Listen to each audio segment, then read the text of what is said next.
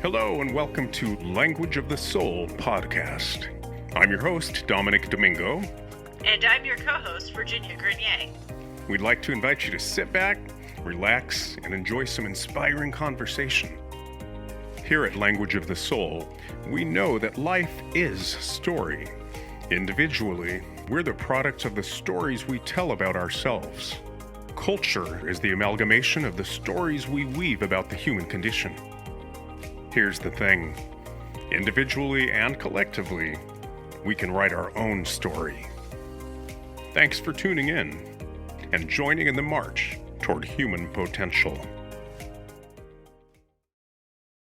Alison McBain's human-created novels are the recipients of over 13 awards, including the Forward Indies.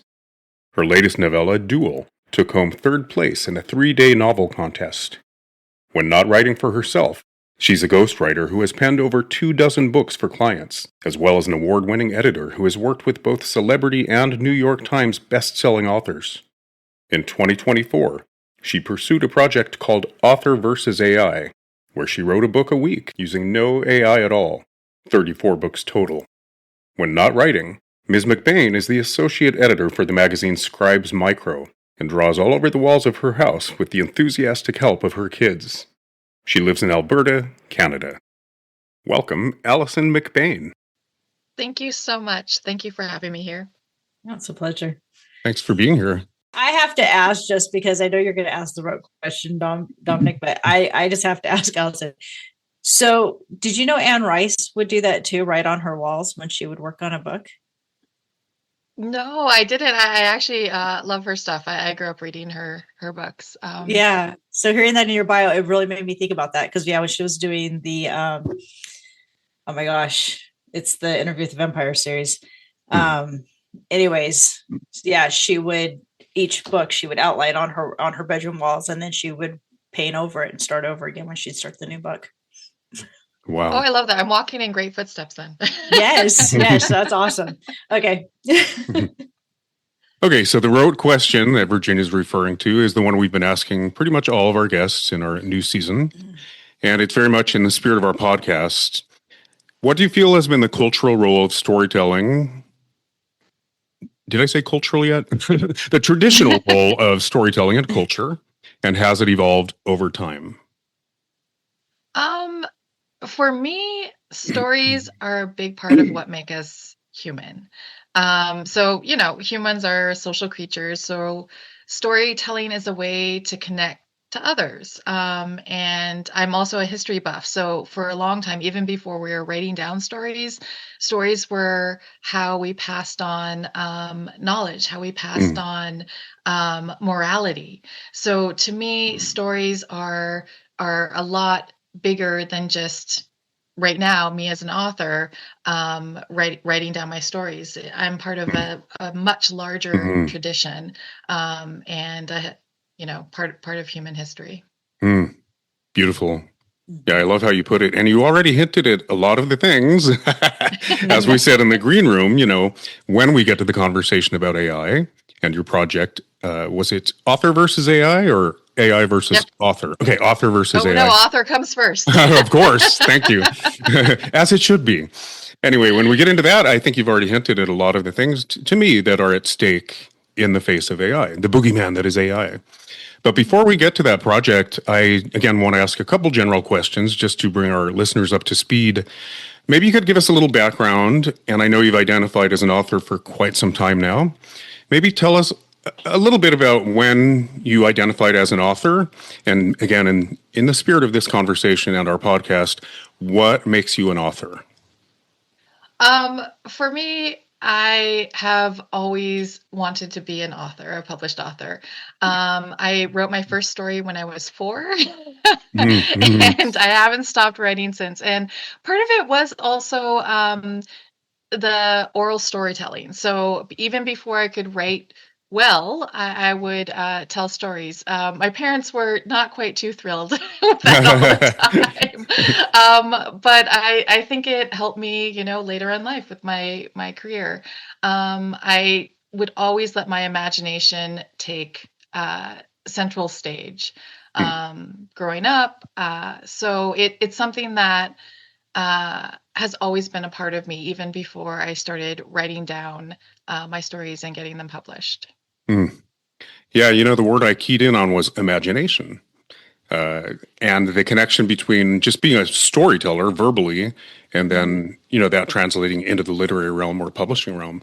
So it's going to seem like I'm asking leading questions. I do want to get to the AI thing, but I just, I'm open to whatever you want to share with us. But I already heard in there kind of some of the things that may contribute to the unique humanism that we're trying to preserve. You know what I mean? I guess I'll now ask, that's what makes you a writer, and I love the way you put it. What makes for great writing? It is the human aspect, really.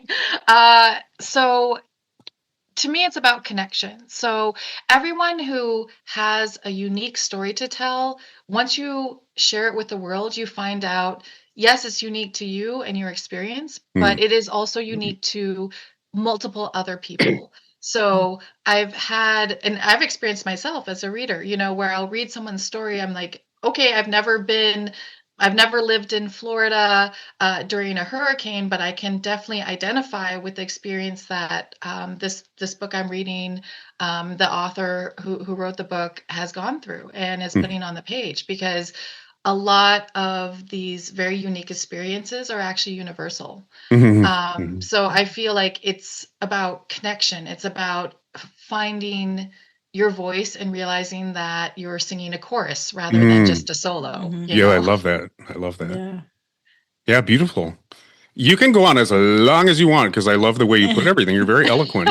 You're definitely a storyteller. No, but you're speaking our language, and I would love to hear more. But I will already say that, one of the things, yet again, because my mind is on AI, I think a great author, and, there's a lot of interchangeable words. Storytelling is our umbrella. But what makes a great writer? What makes for great literature? What makes a great storyteller, regardless of form or format or genre, right? So there's a couple different baskets here, but I think maybe being a master, when you take the calling seriously, right? And there's a lot of romantic notions around what it is to be a great writer. I don't buy all of them. I reject some of them. You know what I mean? Elitist romantic ideas about what it is to be a great writer. But traditionally, there are certain tenets.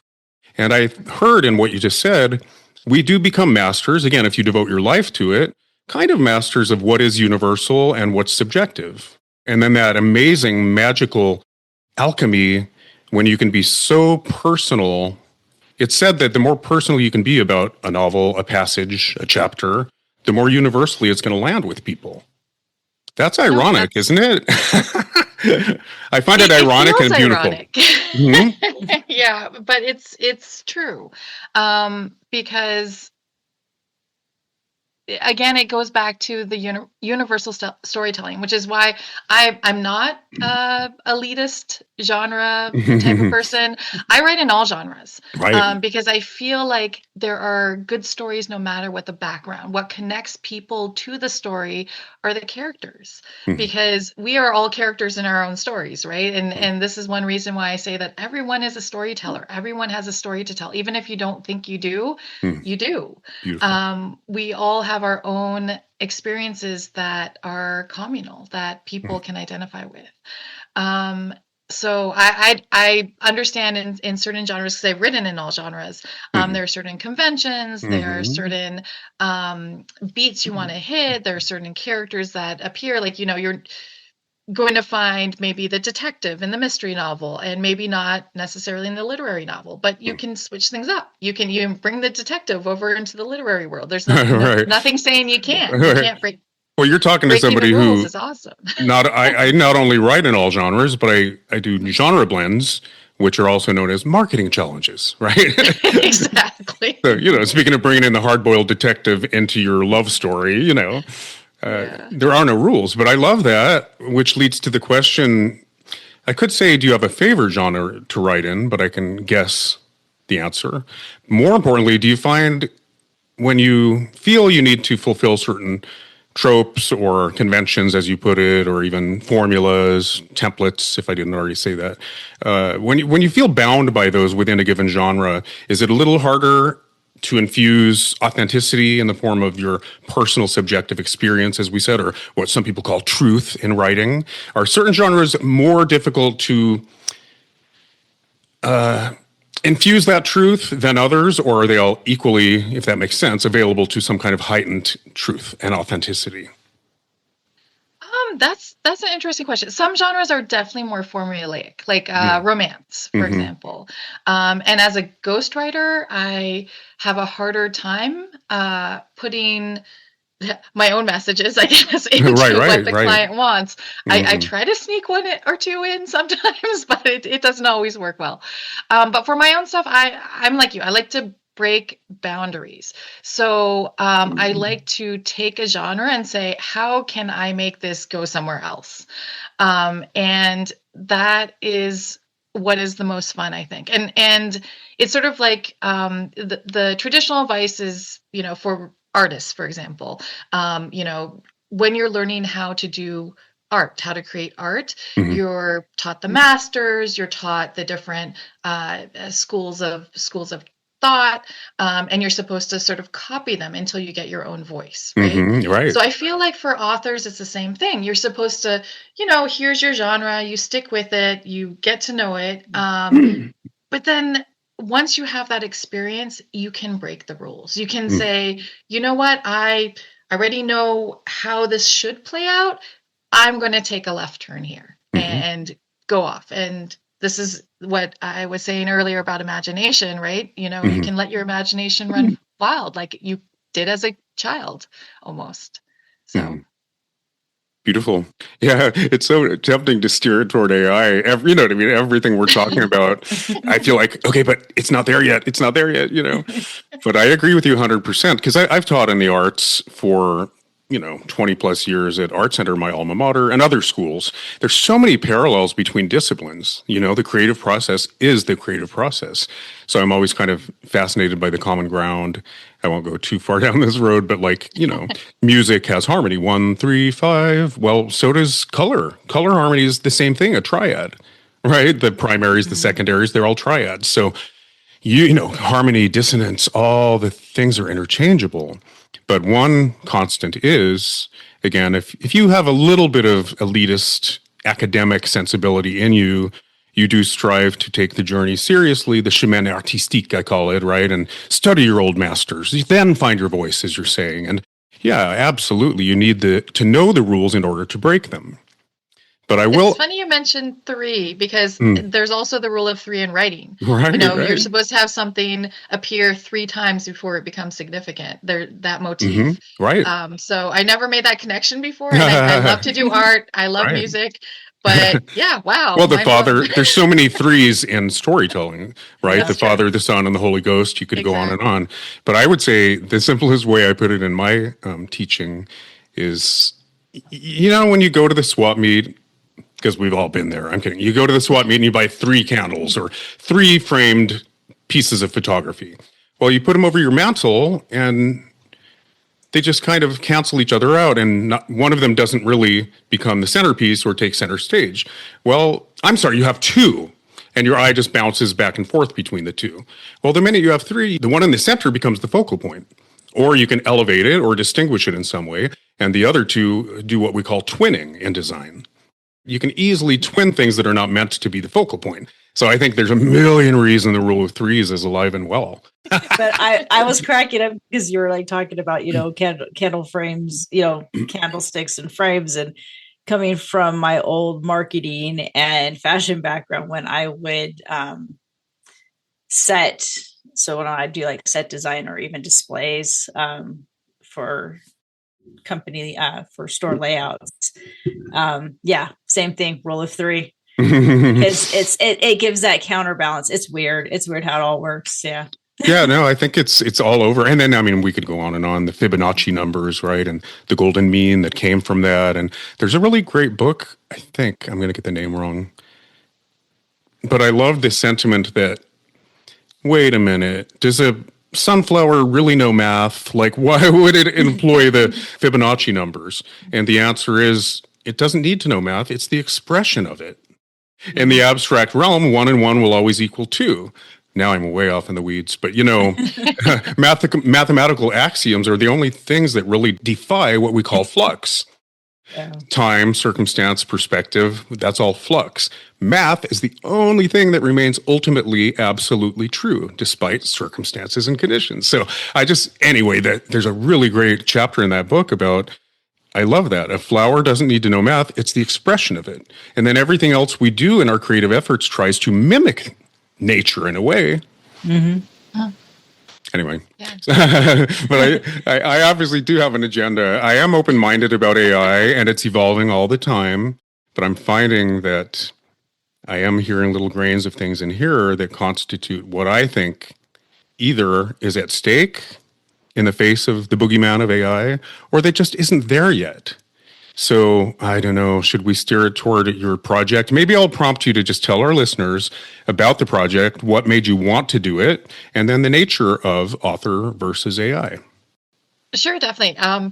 It's a bit of a convoluted story. So I've been a ghostwriter for a while now, and I'm a fast writer just in general. Like I didn't necessarily start out that way, but over the course of having to hit deadlines, you learn to get a little bit faster It's each the time. best motivator, right? Exactly, right? So I was writing, I had taken on a number of projects, and at one point I was writing about a book a week for various clients. And I was talking to a friend of mine who was an editor, and he was like, why are you doing this for other people? I was like, well, it pays well. It's okay, And at the same time, we had been talking about AI and how it has been creeping into the creative sphere. And it has everyone worried. It has authors worried. It has musicians worried. It definitely has artists worried. It's out there. It's as you said, the big boogeyman, right? For all of us creatives. And going about this, he was like, you know what? You might be the only person who could actually write a book a week and carry it on. I was like, that's a great idea. Maybe I should do that. And so thus was born Author versus AI. And I took about this project saying that I was going to use no AI at all, which I didn't. And I, did a lot of preparation to start this project. I did a whole bunch of book outlines. I did character sketches. I got all my I'm a plotter. So I got all of the technical stuff out of the way first. And then I just sat down and wrote for, how many months was it? 8 months about? 8 months, and just produced the 34 books. And it concluded April of this year, was it? It was supposed to. So originally, and I'm happy to admit my failure, I was going to do it for a full year. I was going to do it for 52 weeks. But as mentioned, I have kids, and so I got derailed around Christmas time. Sounds about right. Yeah. Exactly. With right all on the stuff schedule. Happening. Exactly. So at that point I was like, you know what, this is getting to be too much. I have a family. I need to sort of do family stuff. And so I paused my project. But at the end of that year, because I started in April, I had 34 books. Wow. Which was a lot more than I started with. Yeah, prolific is the word. The reason I point out the end date of April is because I wonder, because you started in, I believe, April of 2024. Has AI come around since then? Do you feel that it's more versatile or useful at this point? How has AI evolved since you started the project? It has become more prevalent. So when I started the project, people were just starting the past few months to talk about it. Before then, it had been in use, but it had reached sort of the social consciousness at that point, and everyone was worried, didn't know exactly what was going on, what were the next steps of AI. There were and still continue to be lawsuits against AI, and how material from authors, artists, etc., is being used without the permission to create these things that people are getting from AI. So it's still as controversial, I would say, but it is definitely since then, it has been added to all of our search engines. It's been, you go to Google, the first Right, response right. is always AI. Pretty scary. So yeah, it's really sunk its claws into every aspect of our What about its, technological lives. sorry to interrupt you, but I guess I was hinting at capabilities. You're right, it's more prevalent and it's everywhere, and it's for sure more on there's more of a cultural conversation around it. It's more on our radar, it's more on our dialectic. And maybe it's an LA thing, but I think the actors and writers strikes really brought it to the forefront. And It did. in the creative sphere, and the ethics around it kind of took front and center. But I just meant have the capabilities. Has it gotten better is the best way to put it since you started the project? Some people have said it's actually gone worse. And the reason is because it's sort of feeding off itself in certain ways. And people being people, they've actually fed stuff into different AI programs to make it worse. So it's actually gotten, I guess the word is stupider. Right. The more it's exposed to people, which is sort of entertaining and funny. It is funny. I was telling this story 4 or 5 years ago. There are 2 news stories, and I actually did a little animated concept around this. One was a bot in China was destroyed for sedition for bashing communism. And I thought that was the perfect metaphor for when you take the pleasure principle out of the equation or emotions out of the equation and you go just with logic, even AI knew that communism is not the answer, right? And then the other story was, I don't know if you guys will remember this, but it was just a customer service bot trying to and this was in the early days of interfacing with customers online. And within 24 hours, it became a Hitler-loving, racist, sex-obsessed, blah, blah, blah, blah. Because yes, you're not just scraping, the collective consciousness, you're scraping the bottom of the barrel, frankly, online. So, and then I think you're hinting at, too, these AI hallucinations. As an artist, we know full well the finger count isn't there yet, right? And then things appear and reappear. And I find it very haunting. It's kind of the shadow side of humanity in a way. It is. And if you ask AI for a story, which I belong to a lot of writers groups, I know a lot of authors, they've come back and shown me some of the stuff that AI has produced. And it's not great with dialogue, for example, because people don't speak in logical ways. We might have partial sentences, we might zoom off in another direction, so it can't really capture dialogue very well. You called it wooden in another interview. I loved that. It creates wooden dialogue. It definitely does. And so it's you can definitely tell, for example, as you mentioned, the Hollywood strike, there are some shows that, I don't know for certain. I would probably guess that they used AI for some of the dialogue because it sounds terrible, or just a bad writer. I don't know. It's it's the same at some point. But do I think that AI might evolve more and be a real threat?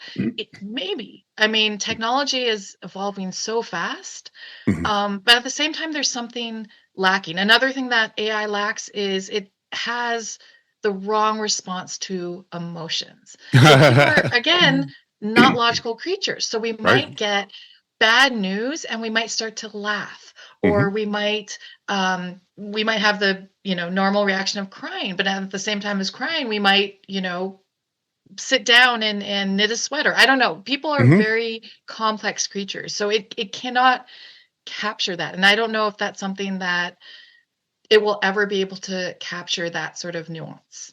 I think of AI very much, metaphorically, if you want to give it a name, is like it's our Pinocchio of today.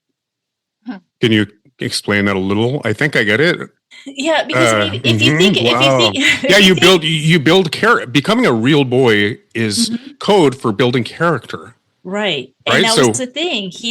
There were so many nuances that Pinocchio didn't understand, that Geppetto was always constantly trying to tell him, which is, of course, later he gets Jiminy Cricket to be as conscious. And that's the problem. Like, AI doesn't have that mentorship around it to really help it. And my husband has a saying when, because he works in communications and systems, and when he's talking to other people and they're like, well, it didn't do what I asked it to do, meaning the system that they use out there in public safety. And he's like, well, garbage in, garbage out. You've used that phrase before. That's amazing. And so I think of AI very much the same way. I mean, it goes back to the hallucinations, what Allison just said, when we're not putting, we're purposely trying to trick it or use other AI against other AI components. We're literally garbage in, garbage out. We're not being, Geppetto or Jiminy Cricket and helping it grow in a positive way either. I love the way you put it because it brings it back to story, right? Pinocchio is an amazing story about the human condition. And you could literally identify all the components in this growing a soul idea. It's the hero's journey. Anyway, I just want to say this because we're kind of still skirting around it, in my opinion, because, and just bear with me, but when it took front and center during the actors and writers strikes, yes, most people in Hollywood anyway were worried about protecting their privilege, frankly. Like, oh, I've spent my entire career building an intellectual property. My likeness, my voice, my physicality, that is my commodity, and I want to be compensated for it, right? I'm being a little facetious, but it was about the almighty dollar still, and protecting a brand, that one had built over time. And so most of the conversations were around legislating it. Like Litro, it's the most ethical way to make sure artists are compensated monetarily. But there's so much more at stake, in my opinion, and the opinion of a lot of futurists, frankly. Sadly, I'm kind of living a little bit in a bubble because I really only listen to Michael Beckwith talking about it with certain futurists, or I'll listen to Deepak Chopra in his book Metahuman, kind of speculating about the future. And all these people have the same concerns I do, which are completely transcendent of the minutia, if that makes sense. And so, again, Metahuman talks about our capacity and our potential, but transhumanism is a pretty scary prospect that is kind of neck and neck with AI. And it doesn't bode well. When we say, some of this is craft related, right? Like a great writer can do A, B, C, and D. But what is that elusive human touch we're talking about that only consciousness can generate? It can't be fabricated or simulated as yet. We're kind of skirting around what those things are. I love what you hinted at, which is, wooden dialogue. Love, emotion. I think we can all agree a circuit board can't really love yet, right? But the reason I find it a circular conversation or kind of a silly one is, A, it always comes back to the dead end road of you can't stop the march of technology anyway, become friends with it. The other dead end road is this, and I want to say before I preach, I'm not anti-institutionalized religion at all. I am a spiritualist. I'm pro-spirituality, but you can't really have a logical conversation when there's built-in. It becomes circular logic when there's foregone conclusions. So I have a worldview. I place a lot of currency on consciousness as, comes from the universe itself, collective intelligence. But I can't expect anybody else to put any currency at all on how I define humanity and whether that humanity is even at stake in the face of AI. So do you guys have any? I mean, I have my list of, I think, what AI is not capable of yet, and we've mentioned some of them. What is it? So I'm just going to ask you, Allison, what is it AI can't yet do? If we had to make a list, okay, wooden dialogue, it can't. What is it that it can't get about? I think there's a lot like inference and absurdity and humor and kind of a lot of nuances. But I want to know what's the umbrella under which these nuances fall? Is it just craft? Is it just technique? That's where I normally pick it out because it's the easiest to point out for someone, especially new writers who are like, well, why can't AI write this for me? But yeah, specifically if you're moving the camera back, it goes back to both the individual experience versus the social experience, I think. So we as individuals experience life a certain way. We bring in a certain background, as you're mentioning, your spirituality. And a lot of it is not very logical. It's our own personal experiences, and this is how we pass on storytelling. How we pass on our experiences is storytelling. And for AI, it is serving a function. It hasn't yet jumped to that individuality, that consciousness. Will it get there? Maybe, and that's scary. I've seen Terminator. I don't know how you. Right. But its motivations will never be ours, even if it's modeling its worldview from us. Right. It will have a different motivation. For example, I think it was in Japan, I might be wrong about this, that they did an experiment with AI where they gave it a problem to solve, and it had a certain time limit. And the first thing that it started to do was rewrite its code to extend its time limit, which is not something that they foresaw. Wow. Was that the one where it was sweeping? I saw an installation art piece where it was sweeping up what looked like blood.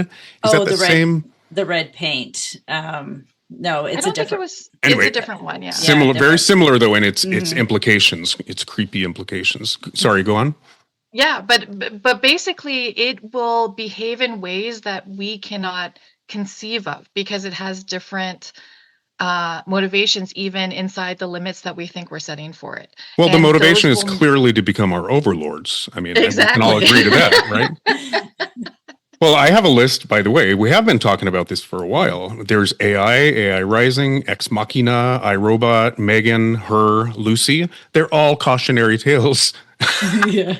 Yep. For pretty good reason, I think.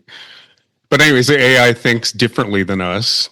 But I also want to just clarify, I think I heard you say in so many words that, again, AI kind of mines collective consciousness, and maybe it even scrapes the universal, but it lacks the subjective, right? The unique subjective experience of the individual. Does that sound about right? It does. And partly a lot of the ways that we have our own motivations and our own goals is because of that individualism. Yes. And so if it lacks that, then again, with all these cautionary tales, we should pay attention because it is not looking to save that individuality that we prize so much. So again, it might take a left turn where what we really want it to do is be helpful, be a tool, be something that we can use, and eventually it might not be content in that box. Well, that's the concern. Go ahead. I wanted to comment on that too. So just kind of listening to both of you kind of talking about it. I'm pulling out to more of the existentialism viewpoint here. The other thing too is in us working with AI and teaching AI, the one thing it doesn't have, which is why I think a lot of like its dialogue or when it does storytelling or any type of conceptual, artistic creativity, that's hard for us to relate to it is because it doesn't have deep empathy. Yeah. And therefore, because it doesn't understand empathy and doesn't have deep empathy, when we try to use it as a tool, we can't teach it that because it doesn't understand that. And when it tries to pull and scrape from that collective knowledge that it's drafting its responses back to, we're also looking at going, well, I get what you're saying, but we don't totally, connect to it like we do with another person in that deeper connection because of that empathy component.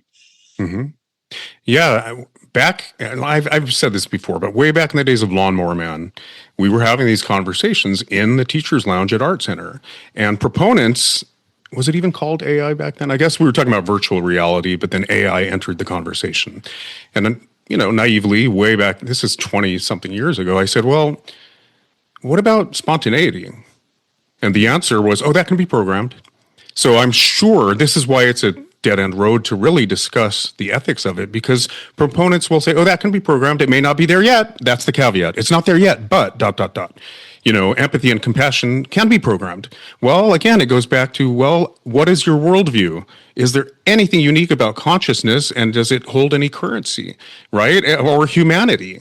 So I put kind of that empathy you're talking about, or compassion, in the same category as love, and some would say love is an integral part of the creative process, right? And I take it further and I say, well, it's the motivation, what's needed in our dialectic comes from collective consciousness. Inspiration is that lightning strike from the collective about what's needed, right, in our evolution. So sure, AI is a great tool, according to some, although that sentiment is being shamed nowadays. It's not okay to say that in certain creative circles. It's all or nothing. You're part of the right, you're on the right side of history or the wrong one.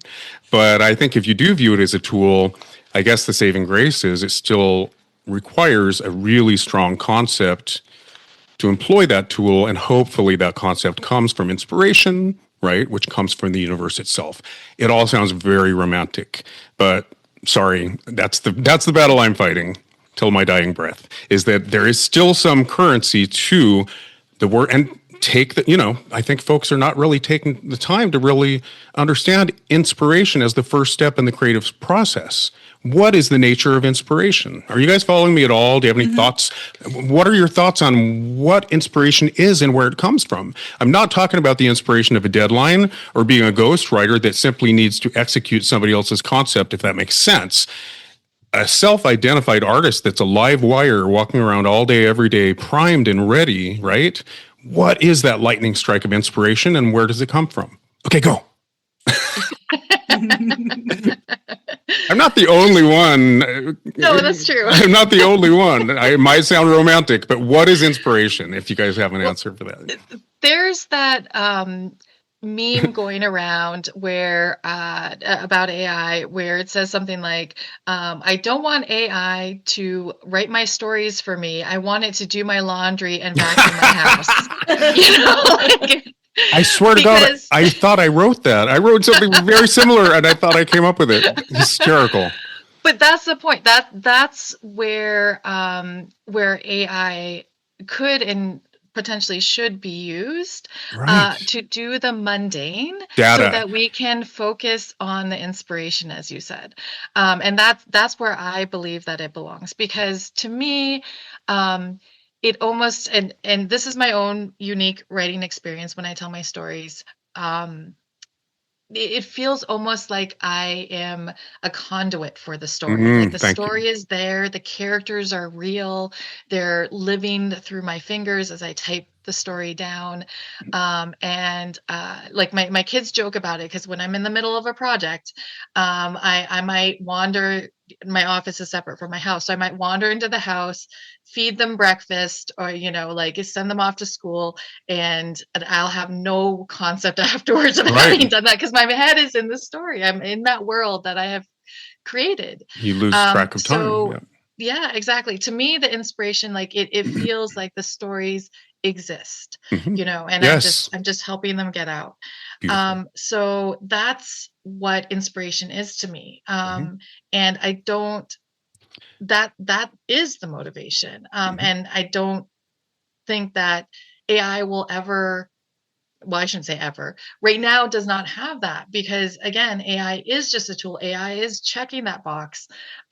Will AI maybe eventually replace one of my professions as a ghostwriter? Maybe, maybe that's, you plug in a formula, you plug in a story plot, and AI might be able to produce a perfectly acceptable story. But at the same time, it won't love to tell that story. right. Like exactly. the same way as a exactly. writer will love it, or a musician just really loves to make the music come to life. Beautiful. That's what I was hinting at. And I called it love of craft. And that's Dave Zabosky, Renee Urbanovich. A lot of creativists talk about love as an integral part of the creative process. I want to jump in again, though. You said so much there, and it was really beautiful. Who wrote The Artist's Way? What is her name? The Artist's Way. Oh, she's come up on this podcast a lot. Anyway, there's a lot of schools of thought that, ideas exist in the ether and we simply wrangle them, right, or channel them. And I think that's a romantic way of putting it, but it's very real in my estimation, and I just can't go into it. But I wrote a 374-page book demystifying, empirically kind of proving that non-local communication is alive and well. But, artists are content to just say, oh, it lived in the marble, right, until Michelangelo chipped away the excess and it became what it was always meant to be. Plato talked about forms, right, that exist despite their physical manifestation. And even Ayn Rand talked about we bring, right, concepts into the perceptual realm. That's what we do as creatives. So it's a whole school of thought, but I think we need to bring that back and give it some currency, if that makes sense, because it's worth preserving. And I'm going to go on a little bit. I think if you don't do that, right, as a writer, if you're not inspired and every single phrase that comes off your pen or off the keyboard is not inspired by real life experience, what do you have to fall back on? Well, old tired tropes, cliches. It becomes content, not story that transforms, right? Not story that... I just asked you what the cultural role of storytelling is, and you said it beautifully. Content doesn't fulfill that. So during the writer strikes, a last story I'll tell, during the writer strikes, the higher-ups at certain studios would say, y'all are a dime a dozen. We'll use AI to generate our scripts. My immediate thought was, you'll use AI to cobble together old, tired tropes and maybe create a script, but not a story. Again, not a story that transforms. So if you just take that idea that all you fall back on are old, tired tropes that lack, it's like putting the cart before the horse. They might lack the strong concept that was inspired, and I'm going to take it all the way and say, by the universe, because it knows what's needed in our dialectic. It's very romantic. But I want to go back to something you said too. When you lose all track of time and you're in, I'm going to say, gamma wave mode, and you're in the zone and you neglect your kidding, you neglect feeding your children. Like, that is the creative process, by the way. And, but I don't think necessarily we have prophets or conduits that are special. We all have access to this amazing creative process. It's how we got here. It's how our planet got here. It's the same creative process. So I think it can sound really lofty, but we all have access to it. Yeah, definitely. And I mean, especially for creatives, I feel like that is the motivation that keeps us going each day, right? Our higher, it sounds religious, but it's not, our higher purpose, I guess, that brings us forward. And you mentioned content. This is one thing that I like to say. We live in the golden age of writing because there are so many ways to publication. There are so many magazines and anthologies and publishers that it's wonderful. There are so many avenues to getting your words out there. But at the same time, a lot of people are there for the dollars and cents. They're like, I'm going to be the next bestseller. I'm going to I'm going to publish content. I'm going to be an influencer. And sometimes because of all of that, the story gets lost in the shuffle. But there are a number of us that would do this even if we didn't get paid to do it. We'd still be writing down our stories, and because we love it so much. And I think that's what's going to endure. Yes, when you I look hope so. at the sheer amount of writing out there, I like to think what will still be around in 100 years. And it's not going to be all these bloggers. It's not going to be influencers. It's not going to be them selling the next makeup or something. Right. It's going to be the stories that. Well, you're going to be part of my movement, and it's it's weak. I'm not kidding. It's we kindred spirits that are going to retain the power of story in the face of fascism. It's nothing less than that. Yeah. Like-minded creatives that understand the function will be the holdouts. So what I heard in that is, there's a lot of noise. I think there's a lot of content, and in a way, I call it the democratization of publishing, but it's in every field. A kid can make a film in his garage now and stands a chance of getting distribution. So everything's democratized, but it makes for a lot more vapid content. And I know these words are judgmental, but in my world, it's vapid content because the motivation is, as you were hinting at, either the almighty dollar, so it's just adding to the consumerist commercialism of our world, if not country, right? Or it's propaganda. It's there to push product or push an agenda. but inspired stories, right, defy all of those outcomes. So I'm agreeing with you, by the way. I think we need to identify what story is. I think these higher ups don't even know what story is when they say we can use AI to cobble together a script and replace you people. But I guess my contention is people are worried about their jobs, and that's understandable if you have mouths to feed or a roof, to keep over heads. But I think it's way bigger than that. It's our humanity we're trying to preserve. Did I tell you I would preach if we did this, Virginia? Yes. Well, I mean, that's the danger. I can't talk about AI without preaching. I can't. Sorry. But I think you're hitting on some like really good points. So in the mental health field, there's a term, it's called the biopsychosocial model. And it's the biological, the psychological, and the social aspects of humanity. So the universal of what makes us who we are, that human connection, right? And it's that synthesis of memory, emotion, somatic cues, the unconscious insight, and the lived experiences. And within that, there's a neurobiological component that ties the spiritual element that signals to us that creative process, which you can't teach AI that. Wow. Say that part again. That very last part. the synthesis, the spiritual component that. Oh yeah. Oh, so in the so it's the neurobiological and the spiritual alignment together. They signal to let that create a process. So yeah, that's what I was identifying as inspiration, by the way. Yeah, exactly. And beautiful. And in mental health, so they call it the psychosocial model is what it's called. Beautiful.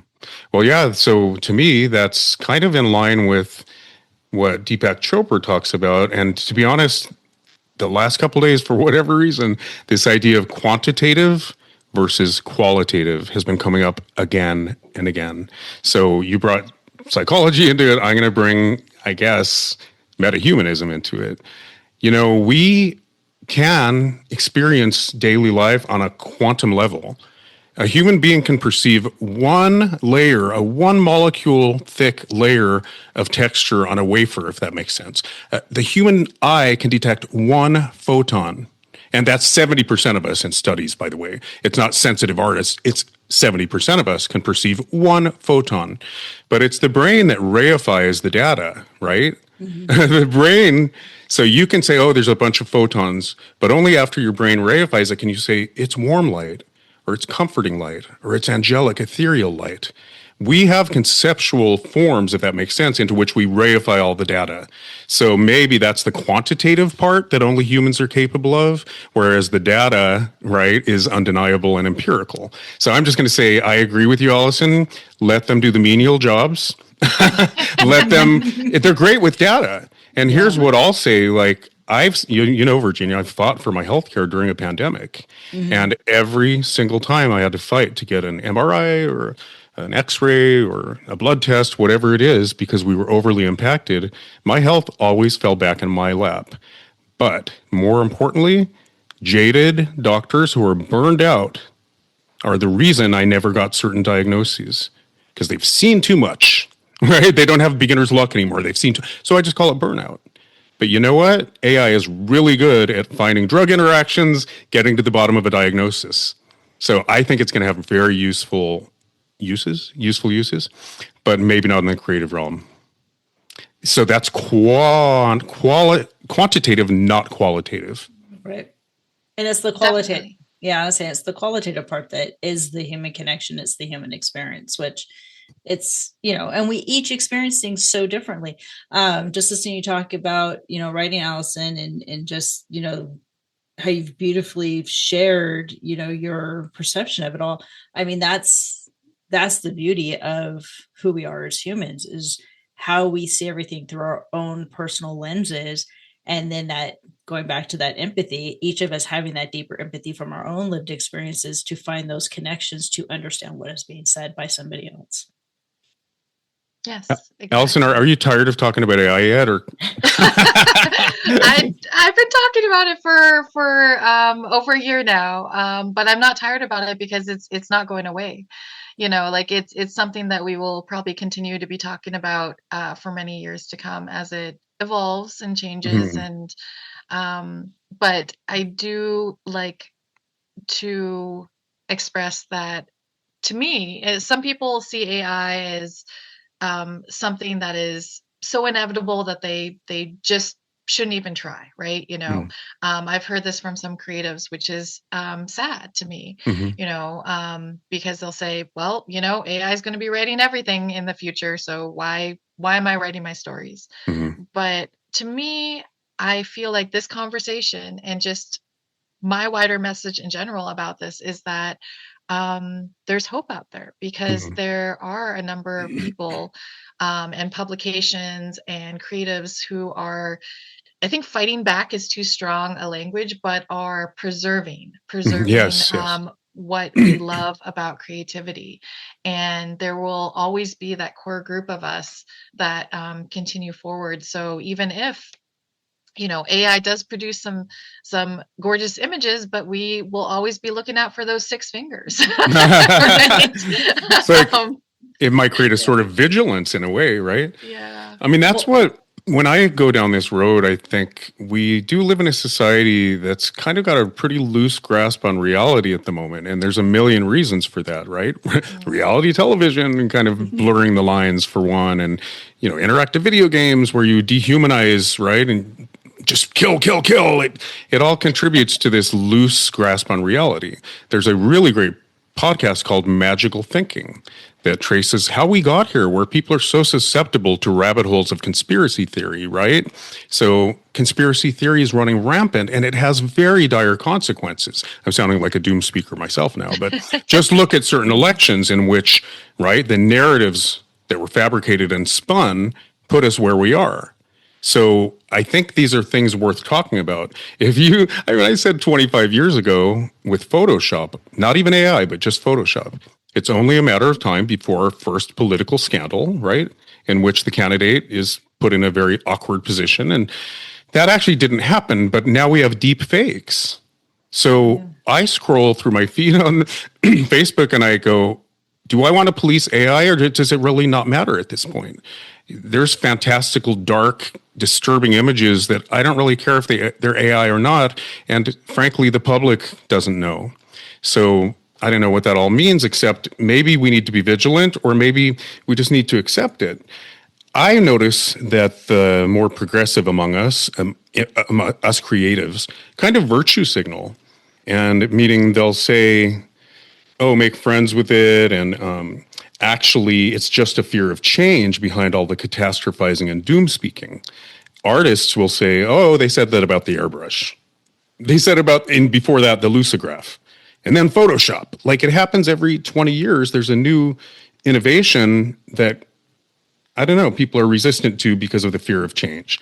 Do you see this as just, a fear of change, or are these real concerns? I think you're with us. They're very real concerns. They are very real concerns, because we have come to rely so much on the online world. To me, like a solution, especially for anyone going down the sort of deep fake rabbit hole, is to unplug, like to actually go. And I think this is part of what has brought this crisis upon us, is that we have become much more isolated, and by we, I mean, all individuals have become much more isolated because they consume from home, through their computer, through their phone, through and the pandemic certainly didn't help, right? Oh yeah, it definitely accelerated the process. So I think if there was some way we can find more human connection, and a lot of people are trying this too. So it's not just, creatives, it's also teachers in classrooms who are saying, and I experienced this with my own kids, where they're like, okay, we're going to do a test. It's going to be paper and pencil. Shocking, I know. Right? So they're going back to sort of old school type of methods in order to take the next generation out of this sphere. Granted, they're still teaching them tools, because it's something you can't escape. You can't hide in a cave however much we want to. I love your optimism, truly, because I have the same take a little bit. I do think we kindred spirits need to form a movement, and we are. And it's not an active thing, but we're preserving, as you said.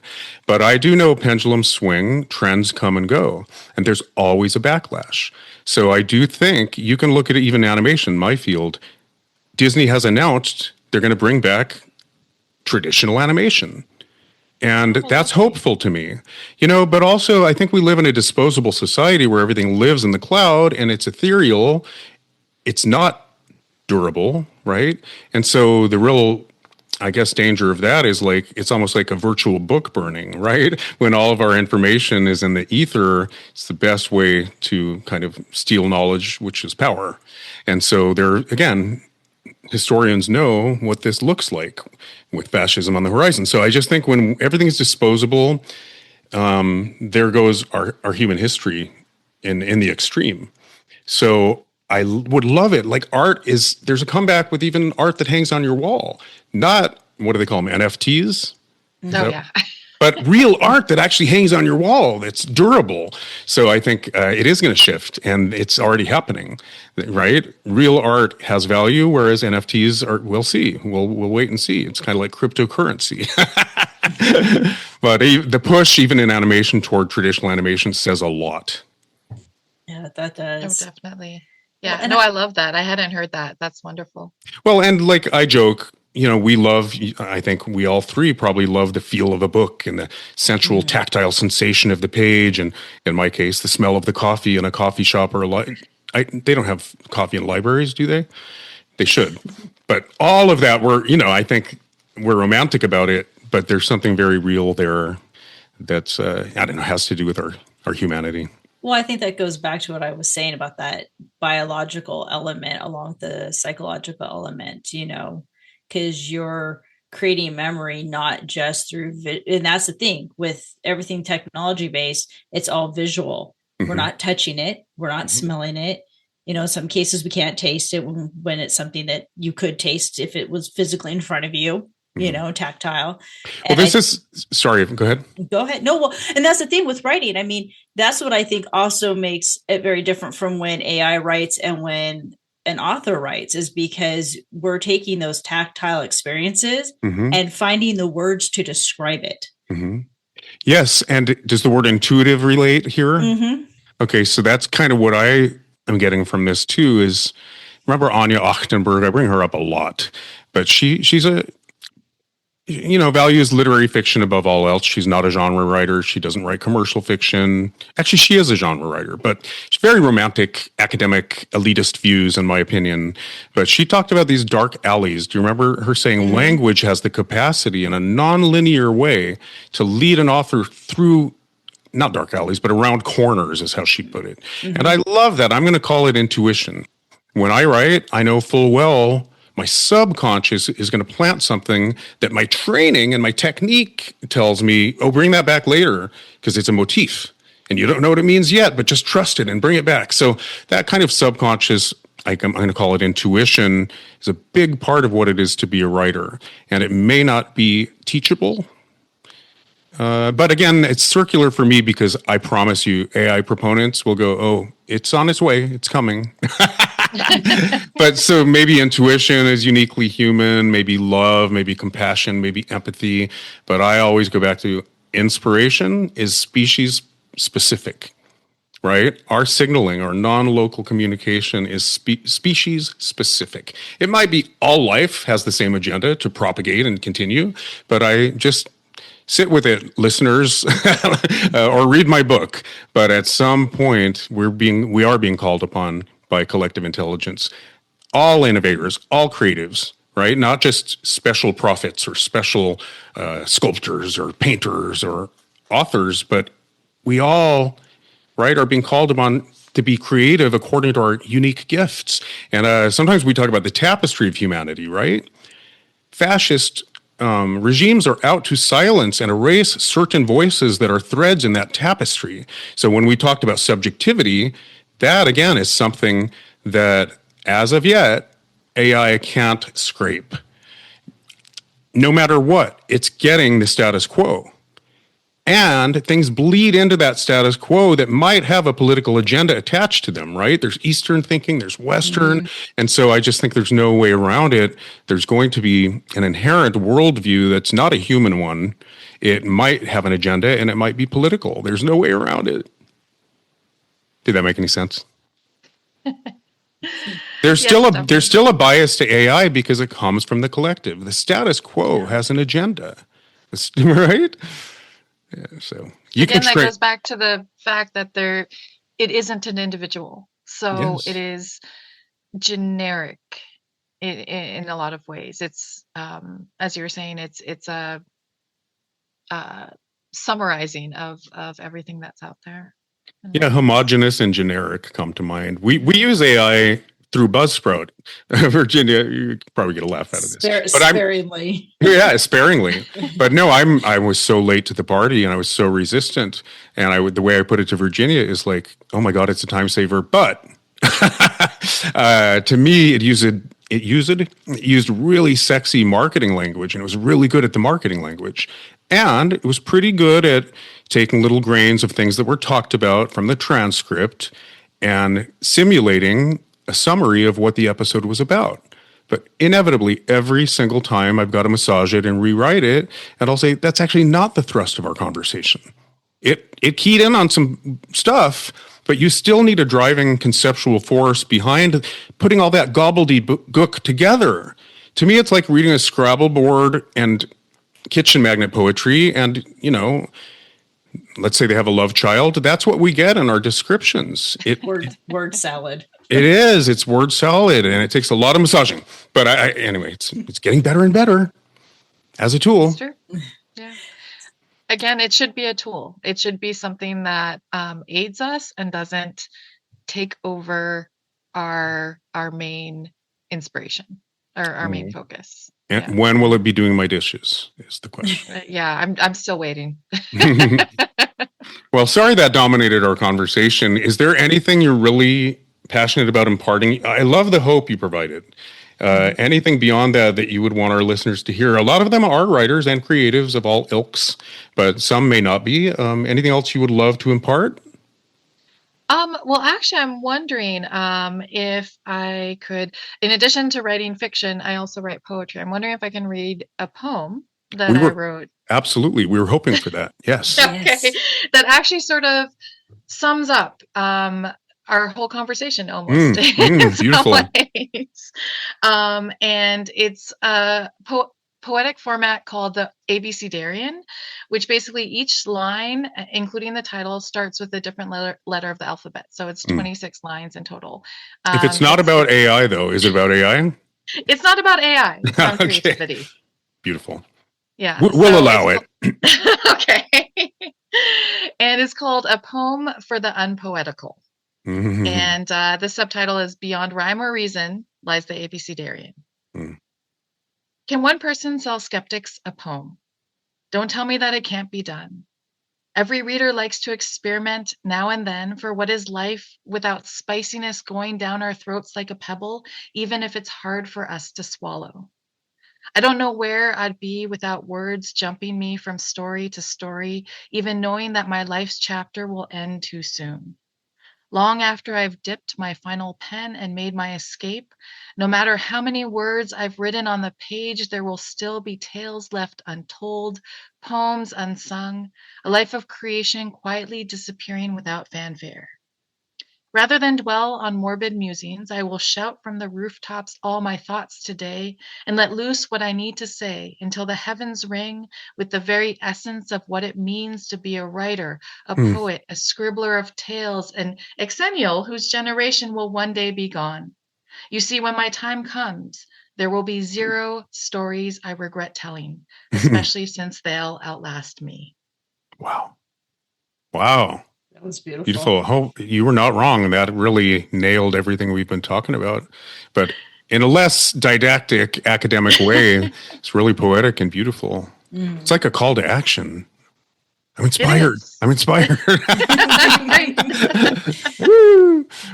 Thank you so much. Yeah. Yes. I could meditate on that one for a while. I am going to listen back when I edit for sure. But yeah, it seems like a call to action to me. I love your positivity. I don't think there is value to doom speaking, just in terms of manifestation, right? They say, don't beat the old tired drums of a grievance, focus on the solution. Yeah. Well, it's good to know where the problems are so you can find Diagnose. solutions. Yeah, Yeah, I do think you need to diagnose, and they call it judgment, but how about discernment? But then I think maybe the manifestation comes when we take action, and it's always creativity, right? They say if you're waiting to be loved, just write, right? And actors wait around to be loved, writers wait around to be published, but you know what? You got to keep creating. So Exactly. I was gonna say, so creativity to me is finding our meaning and purpose. that goes to the logotherapy thing you just sent me this morning. Yes, it does. Do you want to quickly break that down, or is it? So logotherapy, which is also known as existentialism theory, is Viktor Frankl is one of the forefronts of it. He was actually already working toward the concept of logotherapy, was already working on it. And then World War II struck, and he is Jewish and was put into a concentration camp. And so he actually now was not only someone who was teaching this philosophy, this I shouldn't say philosophy, this theory in mental health, but he was now having to define it for himself while in the concentration camp. So his big thing is about grief and loss, that there is always purpose and meaning in grief and loss, that there is no negative emotion, like even anger, like you can always find something in it. Gosh, I don't have it in front of me, but Well, if you seek meaning in life. Yeah. So right? Basically if you seek meaning in life, you will find your purpose and your calling. And if there's if there's challenges in front of you and you've ran out of, choices are being given to you, then you need to look at yourself and find out where the change needs to come within you versus externally. So it's a very profound way of looking at life. It's beautiful. I think creatives might have a leg up on that, because we are dot connectors and we do seek meaning. And I think I'm not going to put us all in one, but I do. I think that's a big part of it. We're dot connectors. And I think AI connects dots, but it connects dots without that driving force of inspiration. Have I said that today? AI connects superficial dots. It does. But again, our episode descriptions are the prime example. Like, okay, you connected some dots, but that's not really the intent behind it all. Anyway, thanks for indulging us. Yes. And I think, Allison, you knew this was more of a conversation, but I hope you feel satisfied. And we're going to put your links in the episode description, by the way. Anything you'd like for us to share? What's next on the horizon for you? Next, because I wrote a lot of books last year, I am currently editing them and getting them out. A few have placed in some awards pre-publication, which is awesome. So yeah, hopefully someday soon they'll be out and people can enjoy the stories, the human generated stories, I should say. Right. That It's so funny the concept of AI. Beautiful. It's so funny that we have to say that now, right? Human generated. Exactly. Do you remember when ballpoint pens, suddenly you had glitter pens and, gel pens and just so many variations for marketing, right? That they then the erasable pen. Suddenly they came up with something called a permanent pen. And I thought, you mean a pen? They started marketing the permanent pen. And I'm like, isn't that what we used to write checks with because it was permanent? So everything becomes backwards. But I love that you have to state that it's human. Are people truly writing entire novels using AI and publishing and marketing them? I would say yes. I don't think that I've met several people who have done this. And the ones that are more successful, I would say, are the ones that are about data-driven things, like how to construct a house with your bare hands, kind of thing.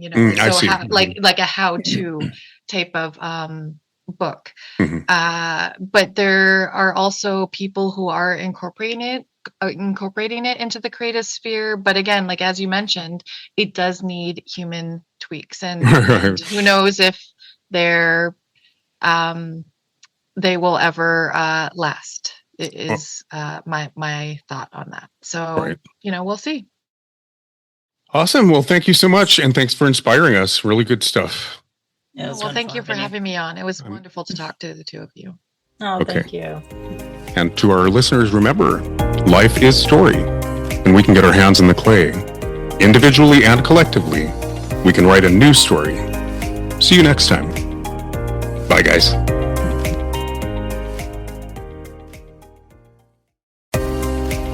We want to take a moment to thank our wonderful listeners and supporters. Your continued support and sharing of our podcast helps us spread the transformative power of storytelling. If you enjoy our episodes, please rate and review us on your favorite platform and share the podcast with friends and family.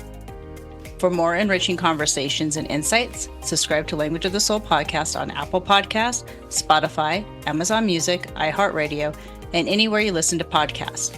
Follow us on social media and visit our Patreon website for the latest updates and exclusive content. Your support helps us continue to bring these important stories to life. If you'd like to support us further, consider joining our Patreon community for exclusive content and donation options. Every bit of support helps us reach more hearts and minds.